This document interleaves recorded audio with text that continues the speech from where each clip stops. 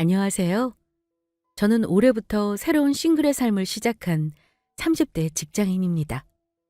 작년 겨울 남편과의 이혼 소송이 마무리되면서 홀가분한 몸이 되었고 저의 이혼 사연을 이렇게 여유를 가지고 보내봅니다. 뭐랄까, 저의 생각도 한번 정리해보고 세상의 많은 이혼 사연들 중에서 전 남편 같은 놈은 어떤 축에 끼는지 구독자분들의 의견이 궁금하기도 하고요. 결혼 생활 2년 남짓이었고 전 남편과 사이에 아이는 없어요. 연애 오래 해서 우여곡절 많았어도 남편 하나 믿고 결혼했는데 역시 결혼하고 시댁 문제가 엮이니까 사람이 달라지더라고요.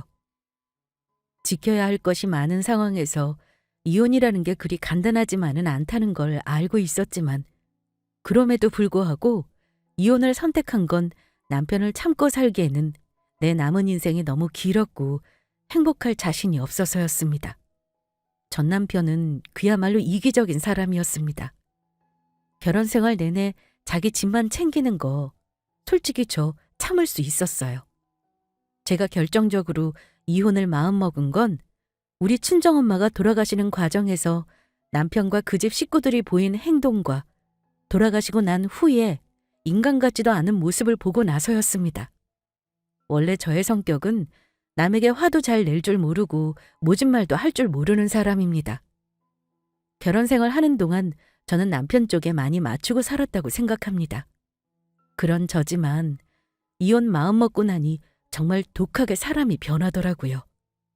저를 이렇게 만든 것도 다 전 남편이겠죠. 남편과 결혼할 때 그 사람은 내세울 거 하나도 없는 사람이었습니다. 홀어머니에 장남 그리고 여동생까지 있었고 본인이 가장 아닌 가장 노릇을 하는 건 알고 있었어요. 그래서 우리 집에서 엄마가 결혼을 꽤나 말리셨습니다.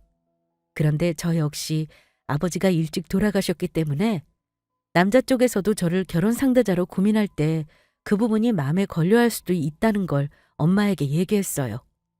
남자나 여자나 어느 한쪽 부모님이 안 계신다면 당연히 나중에 부양 때문에 고민을 할 수도 있는 문제니까요. 엄마, 나도 아빠 안 계시는데 굳이 그 집이 홀어머니라고 반대할 건 뭐야. 오히려 나랑 결혼 수월하게 하려면 서로 처지 비슷한 사람끼리 하는 게 나아. 너 친정엄마가 혼자 있는 거랑 시어머니 혼자 있는 거 달라. 너 왜 아빠 없는 거에 그런 자격지심을 가지고 그래? 네가 아빠 안 계시다고 신랑도 꼭 그런 사람 얻어야 한다고 누가 그러든. 처지가 같다니. 네가 직업이 없니 아니면 엄마가 돈이 없기를 하니? 엄마가 그 집이 홀어머니라서 반대하는 거 아니야. 멀리 보자는 네가 걱정되는 게 많아서 그러니까 결혼 급하게 하지 말고 좀 천천히 두고 보자. 결혼 전 남편은 결혼 허락 받으려고 나름 애를 많이 썼습니다. 엄마에게 점수 따려고 엄마가 운영하는 만두 가게에 자주 오기도 했고 저한테도 정말 잘하려고 했어요. 하지만 처음에 엄마는 결혼 얘기에 아주 철벽을 치셨고 좀처럼 허락을 하지 않으셨습니다. 엄마는 계속 반대하면 제가 헤어질 거라 생각하셨겠지만 남편과 만나 3년이 넘게 사귀고 헤어지는 일이 쉬운 일은 아니니까요. 자식 이기는 부모 없다고 하죠? 결국 제가 30이 넘어가면서 엄마도 결혼을 허락하셨습니다. 그러면서 남편을 사위로 받아들이려고 엄마 스스로도 노력을 많이 하셨어요. 엄마 마음을 여는 게 어려워서 그랬지.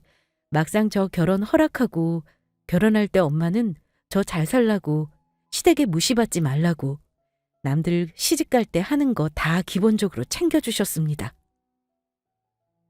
신혼집은 시댁에서 아들에게 집을 해줄 만한 형편이 아니었고 거의 남편이 돈을 보탠다고는 했지만 사실 반반도 아니었고 엄마가 많이 도와주신 덕에 대출을 좀 끼긴 해도 처음부터 아예 집을 사서 신혼을 시작했어요.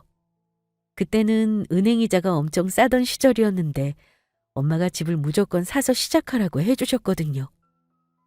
여긴 경기 남부 쪽이라 서울만큼 집값이 비싸지는 않았습니다만 그래도 한창 핫한 동네여서 아파트가 오르는 폭도 컸고 싸지는 않았습니다. 엄마 조언을 받아가며 발품을 판 끝에 운 좋게 좋은 가격에 나온 아파트를 계약했습니다. 결혼할 아들이 집 샀다고 하니 당연히 시댁에서도 엄청 좋아하셨어요.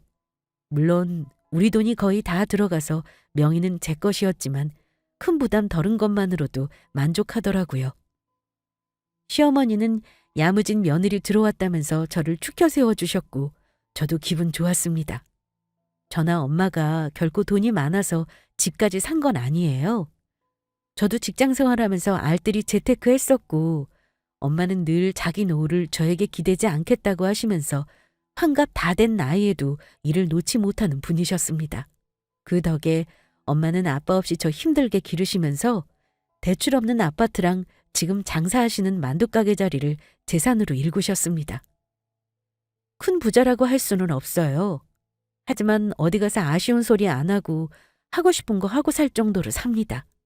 그렇게 열심히 모은 돈에 엄마가 조금 보태주셔서 결혼해서 살 집 마련하는데 보탤 수 있었던 거예요. 이런 우리 집에 비해 남편 쪽 집은 시어머니가 살고 계신 전셋집이 다였고 시어머니는 아들 결혼시킬 때 못 보태주신다는 말을 비교적 당당하게 하신 분입니다. 그래도 아들이 많이 부족하지만 둘이 집 사서 결혼한다는 건 참 대단하다고 하셨어요. 우리 엄마에게 당연히 고맙다고 하셨고요. 좋아하시면서도 어머니는 우리가 낼 대출이자 걱정을 한숨까지 쉬면서 하셨습니다. 집을 사 결혼한다니까 내가 참 마음이 좋기는 한데 이자가 어디 한두 푼이니? 니들이 이자 내고 살려면 둘이 벌어도 빠듯할까 봐 그게 걱정이다. 다들 그렇게 집 사고 이자 내고 사는걸요. 중간에 갈아타면서 집값 오르면 돈 버는 거죠. 너무 걱정 마세요, 어머니.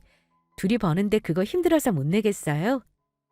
그래요, 엄마. 우리 집 사는 거 무리하는 건 맞지만 멀리 보면 잘한 선택이에요. 그래도 아들이 번듯한 집 가지고 장가 가는 게 엄마도 마음 편하시잖아요. 내가 얼른 자리 잡고 살아야 나중에 선영이도 자리 잡게 도와주죠. 그래, 나는 어쨌거나 니들 둘만 잘 사면 되지 뭐. 하나 바라는 거 없어. 너네끼리만 싸우지 말고 알뜰히 돈 모으면서 살면 그걸로 된 거다. 우리 남편은 결혼 전에 보면 어머니랑 자기 동생에게 참 각별했고 자기 가족을 잘 챙겼어요. 저는 외동이라 늘 형제자매 있는 사람이 부러웠는데 남편 집에 가면 가족들이 사이가 참 좋아 보였습니다. 하지만 그 화목해 보이는 가족 안에 저는 포함되지 않는다는 걸 그때는 몰랐습니다. 특히 신우이는 결혼 전에도 저랑 남편이 결혼 준비하는 게 이상한 참견을 해대서 남편과 다툰 적도 몇 번 있었습니다. 신우이는 저보다 2살 어린 29살이었는데 결혼 전에 따로 만난 적은 없었어요. 정식으로 그 집에 인사하고 나서 종종 만나기는 했는데 오히려 시어머니보다 신우이가 더 까탈스럽고 불편하더라고요.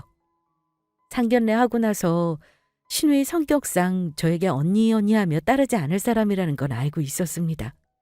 왜냐하면 신우이가 그다지 저를 좋아하지 않는다는 걸 저는 대번에 알 수 있었거든요. 뭐랄까, 자기에게 엄청 잘해주는 오빠를 저에게 빼앗긴다고 느꼈는지 은근히 저에게 가시돋친 말도 많이 했어요. 결혼할 때 신우이 간섭질이라고 하나요? 우리 집 명의를 공동으로 하는데 원래 가정경제는 남자가 주도해야 한다는 말도 했고 제가 해오는 살림살이에 뭐가 트집을 잡기도 했습니다. 당연히 결혼할 때 크고 작은 일로 남편과 다투기도 했어요. 그런데 남편이 제가 신우이 때문에 기분 나쁜 일이 있으면 꼭 참아달라고 하는 소리가 이랬습니다. 당신이 그래도 30 넘은 언니잖아. 내 동생은 아직 20대 아기니까 당신이 이해해줘.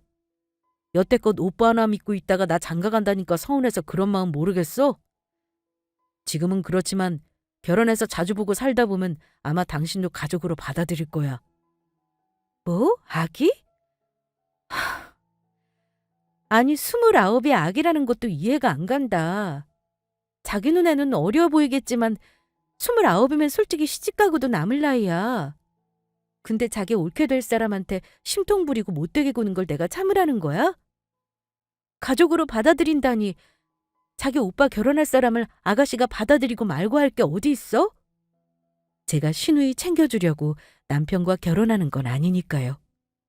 신우이가 선을 넘으면 그때 노선 정리 확실히 해달라고 제가 부탁 아닌 부탁도 했고 가끔 말도 안 되는 이유로 몇 번 다투기도 했어요. 가령 신우이가 해외여행을 안 가봤다면서 신혼여행을 같이 따라가 방을 따로 쓰겠다고 했던 일도 있었습니다. 이게 상식적으로 정상이라고 생각하시는 분은 없으실 겁니다. 남편이 그때는 신우이를 잘 달래고 얼러서 넘어갔지만 저는 남편이 신우이에게 저리 쩔쩔매며 말하는 것도 조금 웃겼던 게 사실입니다. 하지만 신우이 때문에 결혼 못할 일은 아니라고 생각했고 남편 말대로 결혼해서 살다 보면 지금보다는 나를 대하는 태도가 나아지겠거니 하고 안일하게 생각했습니다. 결혼 준비하면서 많은 일들이 있었지만 그래도 딱 하나 믿었던 건 남편의 약속이었습니다. 다른 건 몰라도 너 장모님 걱정하는 거 잘 알고 있어. 내가 우리 집에만 잘하겠냐? 우리 잘 살라고 집도 무리해서 해주셨는데 나도 장모님한테 잘할게. 그거 하나 믿어도 돼. 그래. 말만으로도 고맙네. 우리 엄마는 아마 둘만 잘 살면 된다고 하시겠지만 사실 엄마 혼자 계시는 게 마음 안 편했거든. 그렇게 말해줘서 고마워. 제가 혼자 남을 엄마 걱정을 많이 하니까 일부러 집도 친정집이랑 가까운 곳에 산 거 아니겠냐며 자기가 아들처럼 잘하겠다고 호언장담했어요. 저는 남편의 그 말이 고마웠고 설사 그냥 하는 말이라고 해도 믿었습니다. 우리 친정엄마는 당신에게 잘하는 건 필요 없으니 딸에게 잘해주라며 신신당부하셨어요. 그래도 사위가 잘하겠다는 말이 싫지는 않으셨던 것 같아요. 처음에는 결혼을 못마땅해 하시고 반대했어도 남편을 사위로 받아들이고 나서는 가까워지려고 많이 노력하셨습니다. 그런데요, 문제는 결혼 이후에 달라져 버린 시가 식구들이었습니다. 막상 결혼하고 보니까 나아지기는커녕 그동안 본색을 감추고 있던 시어머니까지 가세해 저는 그 집안 식구들의 가스라이팅에 시달려야 했습니다. 왜 결혼하고 남편이 돌변했다는 둥, 결혼 전에 남편이 잘해줬는데 속았다는 둥 이런 말 많이들 하죠? 저는 예외일 줄 알았습니다. 결혼하자마자 본색을 드러내는 시댁 식구들 때문에 힘든 일들이 초반부터 참 많기도 했습니다. 친정도 가까웠지만 시댁도 가까운 거리에 살다 보니 안 좋은 점이 많더라고요. 시어머니는 결혼할 때 우리 둘만 잘 살면 된다고 당신 입으로 말하셔놓고는 막상 결혼하고 나니까 전혀 다른 태도를 보이셨습니다. 주말이면 아침부터 득달같이 전화를 하셔서는 오늘 주말인데 뭐 할 거니? 밥 먹지 말고 아침에 놀러 와라. 엄마가 만난 거 해줄게. 이러면서 우리 부부를 꼭 부르십니다. 처음에는 저도 잘하고 싶은 마음이 있었고 시어머니 말을 거역하기가 어려워 피곤을 무릅쓰고 시댁에 갔습니다. 남편은 자기 집 가자는데 싫을 이유가 없겠죠. 하지만 막상 시댁에 가보면 아무것도 없었습니다. 시누이는 저를 힐끗 보고는 턱으로 냉장고를 가리킵니다. 엄마가 냉장고에 재료 꺼내서 다듬어 놓으래요. 목욕탕 갔다가 금방 오신다네요. 전복죽 하신다니까 언니가 전복 다듬어놔 주세요. 네? 전복죽이요? 제가 다듬어야 하는 거예요? 저는 어머니가 해주겠다는 말로 알아듣고 왔는데 신우에게 저 말을 듣고 황당해서 되물었죠. 네. 언니랑 오빠가 먹을 거 아니에요? 그럼 당연히 언니가 재료 손질 해놔야죠. 설마 우리 엄마가 전부 혼자 만들어서 갖다 바치라는 건 아니죠? 엄마가 언니 오면 시키라고 하던데요? 그럼 어쩔 수 없이 저는 시어머니 하란 대로 해야만 했습니다. 재료만 다듬으면 끝이겠습니까? 만드는 것부터 치우는 것까지 고스란히 제가 할 일이 되는 거죠. 매번 그런 식이니 저는 시댁에 가기가 싫었습니다. 우리 부부가 맞벌이를 하니 주말에는 저도 쉬고 싶고 가끔은 친정엄마도 챙기고 싶은데 시어머니는 친정에 간다는 걸 눈치 주기도 하셨습니다. 결혼하면 친정과 멀리해야 한다는 말도 하신 적이 있고요. 제가 시집 왔으니 시댁에 우선적으로 맞춰 살기를 바라셨던 것 같습니다. 제가 시댁에 가는 것보다 더 싫었던 건 시어머니와 신우가 우리 집에 마치 제 집 드나들듯 했다는 겁니다. 어머니는 아들네 집에 엄마가 올 때마다 연락할 필요가 뭐 있냐면서 비밀번호까지 알고 계신 분이셨습니다. 특히 시누이는 결혼을 앞두고 있었는데 늘 우리 집에 오면 살림살이랑 제 물건들을 보며 평가를 하고 자기 결혼할 때 하고 싶은 게 있다며 자기 오빠에게 말을 대놓고 하기도 했어요. 저는 그런 소리가 꼭 뭐라도 해달라는 소리로 들려서 너무 듣기 싫더라고요. 그러다가 처음 제 입에서 이혼이라는 말을 나오게 만들었던 일이 한 번 있었습니다. 결혼 준비하던 시누이가 자기 혼수를 얘기할 때였는데요. 오빠, 나 결혼할 때 혼수 말이야. 나도 냉장고랑 세탁기는 오빠가 산 브랜드로 하고 싶은데 얼마 정도 들었어? 나도 상견례하고 나서 혼수 견적 내볼 건데 오빠가 같이 가주면 안 될까? 그래, 같이 가줄게. 여보, 당신 시간 어때? 이런 건 여럿이서 같이 봐주는 게 좋지 않겠어? 그러지 뭐. 근데 아가씨 신혼집은 어찌 정하신 거예요? 집 사이즈를 미리 알아야 혼수를 봐도 보는 거죠. 저희 집에 있는 건 사이즈가 죄다 큰 거라서 아가씨 사정에 안 맞을 수도 있으니까 미리 집 사이즈는 대충 재보고 보러 가요. 그랬더니 시누이가 속상하다는 듯 투덜거리더라고요. 그럼 아직 혼수 보러 가는 건 이르겠네요. 사실은 아직 신혼집을 확실히 못 정했거든요. 시댁에서 집을 해준다는 건지 말겠다는 건지 확실히 말을 안 해줘서요. 우리 쪽에서도 얼마를 보탰으며 하는 눈치길래 사실 요즘 저도 심란한 중이었어요. 얘기를 들어보니까 시누이네 예비 시댁에서 집 문제로 골머리를 썩고 있다 하더라고요. 시누이도 모아놓은 돈이 많지 않은 데다 어머니가 보태주실 만한 능력이 되지 않았고 겨우 혼수나 예단만 할 수 있는 처지였거든요. 그런데 시누이 신랑 쪽에서 처음에는 집을 해주겠다고 했다가 그 집 큰형 사업이 기우는 바람에 큰돈을 보태줘야 해서 말을 바꿨다고 하는 겁니다. 결혼까지 미루니 뭐니 말이 나왔다고 하는데 시누이가 얘기하면서 속상해하긴 했습니다. 차라리 우리가 돈이라도 있어서 집 해간다고 했으면 나는 평생 그 집 시집가서 대접받고 살겠다 싶어. 오빠, 말 나온 김에 좀 물어보자.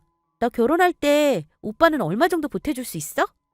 남들은 결혼 준비할 때 다들 신나서 혼수 보고 살림장만 하던데. 나는 벌써부터 집 문제로 골치가 아프니까 괜히 우리 집 형편 어려운 거 혹시 시댁에서 무시할까 봐 마음이 복잡해. 차라리 오빠가 돈을 좀 보태줄 수 있다고 하면 나도 집 얻는 돈을 보탠다고 하고 싶어. 저는 신우 말 들으면서 속으로 뜨악했습니다. 남편이 뭐라고 말하나 지켜봤는데 동생에게 큰돈을 보태주지 못하는 걸 너무 마음 아파하더라고요. 저는 솔직히 말해 형편도 안 되면서 큰돈 보태줄 생각한다는 것도 웃겼습니다. 나도 결혼한 지 이제 2년째라 모은 돈이 많이 없는데 어쩌냐. 몇 천만 원씩 보태줄 상황은 아니거든. 일단 형편에 맞게 결혼해야 하지 않겠어? 오빠가 많이 못 도와줘서 미안하다. 심호도 옆에서 땅이 꺼져라 한숨을 쉬는데 제가 신우 시집 가는데 돈 못 보탠다고 죄책감을 가질 일은 아니잖아요? 나중에 신우랑 시모 가고 나서 남편이 저에게 황당한 말을 하더라고요. 내 동생 결혼할 때 우리가 대출 내서라도 집값 보태라고 하는 건 어떨까? 저렇게 속상해하는데 명색이 오빠가 되어가지고 아무것도 안 해주자니 너무 마음에 걸려. 당신만 괜찮다고 하면 나 그렇게라도 해주고 싶은데 어때? 저는 남편 말에 버럭 화를 내버렸습니다.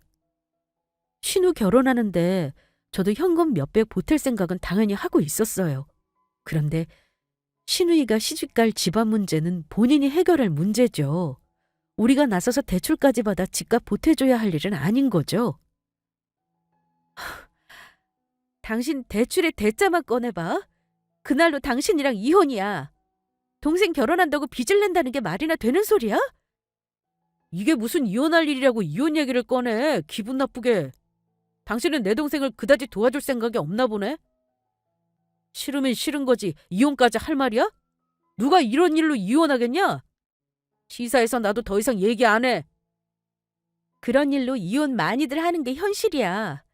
당신이 뭘 모르는 거지. 대출 내서 아가씨 신혼집 보태라고 하면 그 대출금은 당신 혼자 갚던가. 뭐 나까지 끌어들여? 그야 부부는 일심동체니까 당연하지. 그럼 둘이 벌면서 나 혼자 갚아? 당신은 내 동생 도와주는 게 그렇게 싫으냐? 도와주는 것도 분수에 맞게, 형편에 맞게 도와주라는 거야. 동생 결혼한다고 빚까지 내는 오빠가 세상 천지에 있는 줄 알아? 정말 당신 동생 사랑 진짜 끔찍하다. 난 형제자매가 없어서 그런지 더 이해가 안 가네. 남편과는 종종 시누이 결혼 문제로 다투곤 했습니다. 그러다가 예상치 못하게 충격받은 사건이 생긴 건 그 일이 있고 나서 몇 달 후였습니다. 저는 직장에서 여느 때와 다름없이 일을 하고 있었는데 엄마가 갑자기 가게에서 쓰러지셨다는 연락을 받고 급하게 병원으로 갔어요. 저는 병원에 갈 때만 해도 엄마가 많이 안 좋으실 거라고 생각하지 않았습니다만 엄마는 제가 갔을 때 저를 알아보지 못할 정도로 의식이 없는 상태셨습니다. 쓰러진 이유는 흔히들 말하는 뇌쥐주 막하 출혈이었는데 뭘 모르는 제가 의사가 보여주는 CT 사진을 봐도 뭔가 심각한 상태라는 걸 알 수 있었습니다. 너무 놀라고 황망하면 울음도 안 나온다더니 딱 제가 그랬습니다. 며칠 전까지도 저와 같이 밥 먹고 목욕탕도 갔던 엄마가 내 곁을 떠났다는 사실이 마치 꿈을 꾸는 기분이었고 남편에게 엄마가 며칠 넘기지 못할 수도 있다는 말을 전했어요. 여보, 나 이제 어떡해? 어쩌면 엄마가 얼마 못 버티고 돌아가실 것 같아. 뇌출혈이라는데 이대로 의식이 못 돌아올 수도 있대. 여보, 엄마 돌아가시면 나 어쩌지? 평소에 지병이 있는 것도 아니셨잖아. 어떻게 갑자기 이런 일이 생긴대? 장모님 괜찮으실 거야. 일단 의사가 하자는 대로 기다려보자, 여보.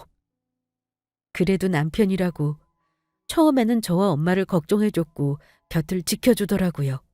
그런데 엄마가 사경을 헤매고 있는 동안 저는 남편에게 굉장히 서운했던 말을 들었습니다. 당신 장모님 돌아가시면 뭐뭐 해야 하는지 미리 생각해 놓은 거지? 장례도 장례지만 장모님 재산이랑 가게 문제는 미리 어찌 처분할지 생각은 해놓고 있어야지. 장모님 집 말이야. 그건 확실히 대출 같은 거 하나도 안 껴있는 거 맞아? 저는 엄마 위독한 순간에 저런 말을 꺼내는 남편이 너무 이해가 가지 않았고 서운했습니다. 당신은 그런 말을 꼭 우리 엄마 누워있을 때 해야 해? 아직 우리 엄마 살아계셔. 우리 엄마 저렇게 계시다가 일어나실 수도 있다고. 근데 꼭 돌아가실 게 확실한 것처럼 말한다. 우리 엄마 아파트 대출 있는지 없는지 지금 그게 중요해? 내가 알아서 할 테니까 그 얘기는 하지 마. 가뜩이나 경황 없는 와중에 남편 말을 듣고 화가 난 저는 확 쏘아붙이고 말았습니다. 당신이 경황 없어 보이길래 하는 소리야. 적어도 당신이랑 나 둘 중에 하나는 정신 차리고 장모님 뒤처리를 해야 할 거 아니야. 나는 뭐 한가해서 이런 소리 하는 줄 알아? 내 동생도 결혼 코앞이라 나도 정신없어. 내 동생 신경 쓰기도 바쁜데 장모님까지 이런 일 있으니까 나도 정신이 하나도 없다고. 듣기 싫으니까 그만해. 뒤처리해도 내가 할 테니까 지금은 그런 말 듣고 싶지 않아. 남편은 머쓱한 표정을 지었지만 엄마가 병원에 있는 동안 남편은 엄마와 저를 걱정하기보다는 가끔 들여다보고 엄마 상태를 확인하는 듯 했고 꼭 기분 나쁘게 우리 엄마 상태를 시어머니에게 보고하더군요. 저는 그것도 기분 나빴지만 남편과 싸우며 기운을 뺄 때가 아니었기 때문에 그냥 참고 넘어갔습니다. 하지만 엄마가 병상에 누워있는 일주일 동안 남편의 행동을 보면서 저는 말로만 하던 이혼이라는 걸 진짜 할 수도 있겠구나 하고 그때 진지하게 생각했어요. 엄마 병상을 일주일째 엄마는 저에게 마지막 말을 남기지도 못하고 결국 돌아가시고 말았습니다. 엄마가 힘든 상황이라는 걸 예상하고 준비를 나름 한다고 했는데도 부모를 떠나보내는 일이 어디 그리 쉬운 일이겠습니까? 무슨 정신으로 장례를 치렀는지도 모릅니다. 그런데 장례식장에 조문온 시어머니와 시누이는 저를 위로하기보다는 엉뚱한 말만 늘어놓으며 제 속을 뒤집어 놓았습니다. 예, 사돈이 갑자기 돌아가셔서 너도 경황이 없겠구나. 아, 그래도 어쩌겠니. 산 사람은 살아야지. 듣자니까 네 친정엄마 정리할 재산이 꽤나 있다며? 대강 어느 정도인지 나한테도 좀 말해줘. 네 엄마 집이랑 가게 말고 현금은 또 얼마 정도 있으시다니? 네 신랑이랑 잘 상의해서 세금 문제 잘 해결하고 재산 정리되면 나한테도 얘기해다오. 네 엄마 안 계시면 내가 네 엄마 다름없는데 그 정도는 알아야 마땅하지. 그래도 얼마나 다행이냐. 병원에 오래 있으면서 자식 고생 안 시키고 일찍 가신 건 너한테 잘 된 거 아니니? 그래도 마지막 양심은 있으셨나 봐. 자식한테 큰 피해 안 주고 갔으니 말이야. 그러게요. 우리 엄마 말이 100번 맞아요, 언니. 어쨌든 언니도 고생 안 하고 엄마 보내드린 거 잘 된 거죠. 친정엄마 재산도 나이 젊을 때 물려받게 된 거니 얼마나 잘 된 일이에요? 안 그래요? 저는 두 사람 말을 듣고 할 말이 없더라고요. 대체 이게 엄마 잃은 며느리 앞에서 할 소리인가 싶었습니다. 저는 시가 식구들의 속마음이 저렇게 초악하다는 걸 그때 알았어요. 어찌 사돈 장례식장에서 대놓고 며느리 친정엄마 재산을 탐내고 자기 아들 걸로 생각할 수가 있나요? 엄마가 병원에 있는 동안 남편은 우리 엄마가 언제 죽을지 손가락만 세고 있었구나 하는 생각에 너무 치가 떨리더라고요. 엄마 장례 끝나고 슬퍼할 시간도 없이 뒷수습은 저의 몫이 되더라고요. 유언장도 없이 떠나셨기 때문에 당연히 법적 상속인은 제가 되었고 저는 엄마가 살던 아파트와 엄마 명의의 가게 그리고 엄마가 노후 때 쓰시겠다며 모아놓으신 3억가량의 현금과 각종 보험금을 받게 되었습니다. 그 와중에 제가 남편과 크게 다툰 일이 있었어요. 제가 이혼을 결심한 계기이기도 했습니다. 저는 남편이 노골적으로 우리 엄마 재산이랑 집을 궁금해할 때 얄미웠지만 사실대로는 말해줬습니다. 그런데 그날 개 같은 소리를 하더라고요. 여보, 장모님 집 말이야. 어쩔 생각이야? 느닷없이 우리 엄마 집은 왜 물어보나 싶었죠. 엄마 집? 정리되는 대로 전세 놓을지 팔지 결정해야지. 근데 갑자기 그건 왜 물어? 팔긴 집값 더 오를지도 모르는데 지금 팔면 손해야. 절대 팔지 마. 절대. 그래서 말인데 당신 그 집 어찌할지 계획 없는 거면 나한테 좋은 생각 있어서 그래. 내 동생 말이야. 이제 5개월 후면 결혼인데 아직 집 때문에 아무것도 준비를 못하고 있는 거 당신도 알지? 어차피 장모님 집 지금 당장 팔 거 아니니까 그 집 내 동생 신혼집으로 내주자. 대신 도배니 장판이니 내 동생이 전부 알아서 하라고 할게. 어차피 당신도 집수리할 생각이었는데 오히려 잘 된 거 아니야? 그러니까 남편은 우리 엄마가 살던 그 집을 신우 신혼집으로 내주자는 거였습니다. 저는 전세를 신우에게 주자는 건가 싶어서 다시 확인차 물었어요. 그럼 시세보다 조금 저렴하게 전세 보증금 받으면 되겠네. 아가씨 지금 예산이 어느 정도 되는 건데? 그런데 남편이 정색을 하더니만 이렇게 말을 하는 겁니다. 뭐? 전세라니? 당신은 내 동생 도와주는 일에 꼭 그렇게 인색하게 굴어야겠어? 장모님 집은 지금 당신한테 꼭 필요한 것도 아니고 어차피 팔 생각한 거면 그 집에서 내 동생 살게 하다가 나중에 천천히 그 집값 갚으라고 하면 되는 거지. 그럼 내 동생도 부담 안 가지고 당당하게 결혼하는 거니 시댁에 할 말도 할 수 있고 당신도 내 동생한테 대접받을 수 있고 얼마나 좋아.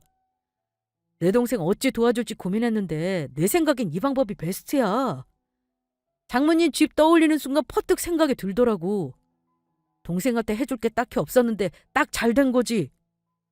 우리 엄마 집을 아가씨한테 그냥 줘라 이거야? 에이, 그냥 주자는 게 아니고 일단은 살게 해주고 나중에 천천히 전세 보증금이든 매매든 결정해서 받자는 거야. 가족 좋다는 게 뭐야? 내 동생도 이럴 때 오빠 찬스 좀 쓰자. 저는 남편 놈과 그 가족들의 도둑놈 심보에 치가 떨렸습니다. 우리 엄마 장례 치를 때부터 작당 모의를 한 거 딱 눈치채겠더라고요. 저는 대답을 미루고 어이가 없어서 웃기만 했습니다. 남편 놈은 제가 허락했다고 착각하더군요. 내 동생한테 조만간 그 집 리모델링 하라고 할게. 장모님 집 비밀번호 내가 아는 그대로 맞지? 리모델링? 당신 우리 엄마 집에 동생 살게 하겠다는 생각은 대체 언제부터 한 거야? 그거 하나만 묻자. 언제부터 하긴 그냥 장모님 쓰러지시자마자 딱 생각이 들었지. 이건 장모님이 우리 도와주시는 거다 하고 말이야.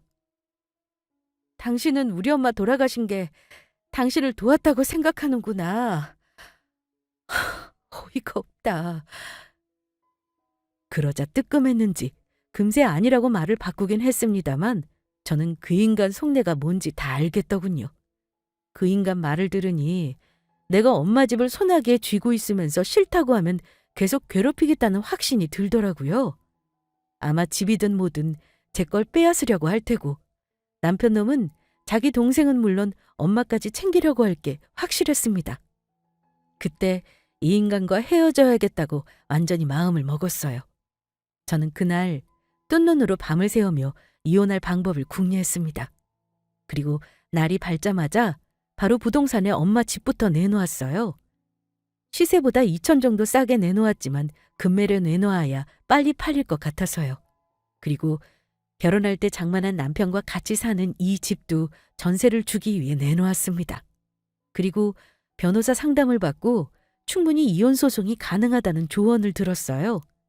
그래도 소송하려면 제가 그 집 식구들에게 부당한 대우를 받았다는 증거가 필요하다길래 시간을 좀 벌기로 했습니다. 남편은 저에게 확답을 듣지 못했다고 생각했는지 거의 매일 저에게 엄마 집을 동생에게 내놓으라며 괴롭혔습니다. 저는 그런 남편의 행동을 전부 녹음했죠.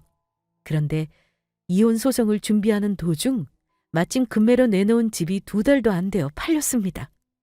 그때는 한창 부동산 거래가 활발하던 때라 시세보다 조금 싸니 금방 팔리더군요. 그리고 입주도 빨리 한다고 하니 마침 잘 됐다 싶었죠. 한 달 후 잔금 날짜까지 정하고 돌아왔어요. 엄마 돌아가신 지 몇 달 만에 저는 엄마 집도 팔고 이혼 소송도 준비하고 있었죠. 남편 놈은 아무것도 모르고는 저한테 시누이가 결혼 일정이 급하니 다음 달에 당장 리모델링을 하겠다고 했다는 겁니다. 저는 마음대로 하라고 했어요. 어디 한번 니들 하고 싶은 대로 해봐라 하는 마음이었습니다. 이혼 소장도 마무리한 시점이었고 당장 법원에 접수하면 남편과 이혼도 시간 문제였어요. 짧은 결혼 기간이라 재산을 나누고 말고 할 것도 없었습니다. 시누이가 얼마 후 저에게 전화를 했더라고요. 언니, 저 결혼이 얼마 안 남아서 리모델링이 제일 급해요. 어차피 내가 언니한테 돈을 주고 사긴 살 거니까 일단 고맙다는 말은 나중에 하기로 하고요. 저 리모델링 견적 좀 보려고 하는데 미리 가서 봐도 되는 거죠? 저도 그 집 정리를 좀 해야 해서요. 제가 날짜 보내줄 테니 가급적 그 날짜에 와서 보세요, 아가씨. 저는 신우에게 엄마 집 매매한 다음 주인과의 잔금 날짜를 얘기했습니다. 저는 남은 날짜 동안 남편과 헤어질 준비를 거의 마쳤어요. 엄마 집 정리도 전부 끝냈습니다. 다행히 남편과 사는 집도 전세 들어오려는 사람이 있어서 이사 날짜만 정해놓았고 저도 이사갈 집까지 전부 알아놓은 상황이었습니다.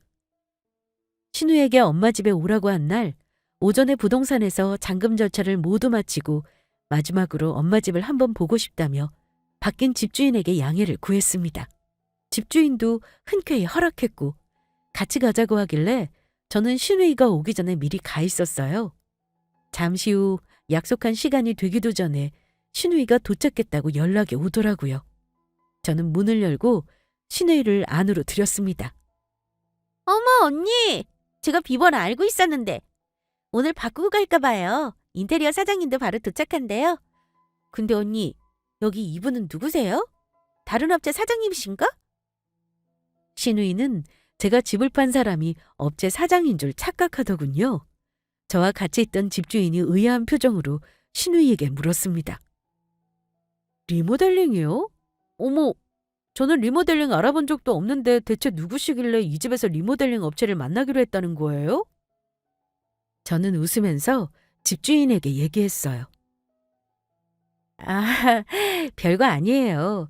이쪽은 제 시누이인데요. 제가 엄마 유산으로 받은 이 집에서 신혼살림을 차리겠다고 헛꿈을 꾸길래 제가 좀 급하게 집을 판 거거든요.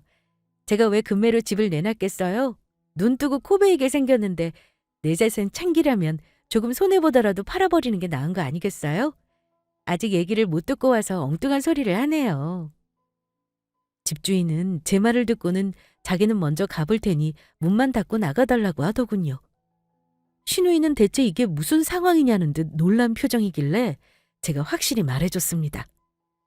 아가씨, 아마 오늘이 아가씨로 부르는 마지막 날이 되겠네요. 나 이 집 팔았어요. 엄마한테 받은 내 집 내가 팔면서 아가씨한테 미안하다고 할 필요는 없을 것 같네요. 뭐라고요? 언니, 이런 법이 어딨어요?